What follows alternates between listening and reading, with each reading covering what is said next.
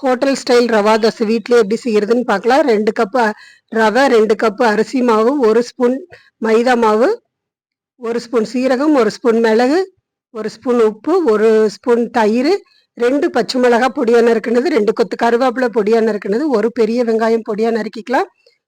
கொஞ்சமா கொத்தமல்லி தழை பொடியா நறுக்கிக்கலாம். இஞ்சியும் பொடியா நறுக்கி போட்டுட்டு ஃபர்ஸ்ட் வெங்காயத்தெல்லாம் நல்லா பொடிச்சு விட்டுக்கலாம். இதுக்கு ஒரு 4 கிளாஸ் அளவுக்கு தண்ணி ஊற்றி ஃபர்ஸ்ட் ஒரு 20 நிமிஷம் அப்படியே கலந்து வச்சிருங்க. 20 நிமிஷம் கழிச்சு பார்த்தோம்னா மறுபடியும் கொஞ்சம் கெட்டியா இருக்குது. அதனால மறுபடியும் நம்ம 1 கிளாஸ் தண்ணி ஊற்றிக்கலாம். இது வந்து ரொம்ப தண்ணியா இருந்தால் தான் முருகலா வரும். இப்போ 1 ஸ்பூன் ரவை கடைசியா போட்டுக்கலாம். கொஞ்சமா முந்திரியை வறுத்து போட்டுக்கலாம். தேவைப்பட்டதுன்னா இடையில நம்ம தண்ணி கலந்துட்டு உப்பு சேர்த்திக்கலாம். ஒவ்வொரு தடவையும் ஊற்றும் போதும் நம்ம அடியில இருந்து கலந்து ஊற்றணும். கல் நல்லா காஞ்சதுக்கு அப்புறம் தான் ஊற்றணும். தேவையானதெல்லாம் நான் டிஸ்கிரிப்ஷன்ல கொடுக்குறேன், பார்த்துக்கோங்க. தேங்க்யூ.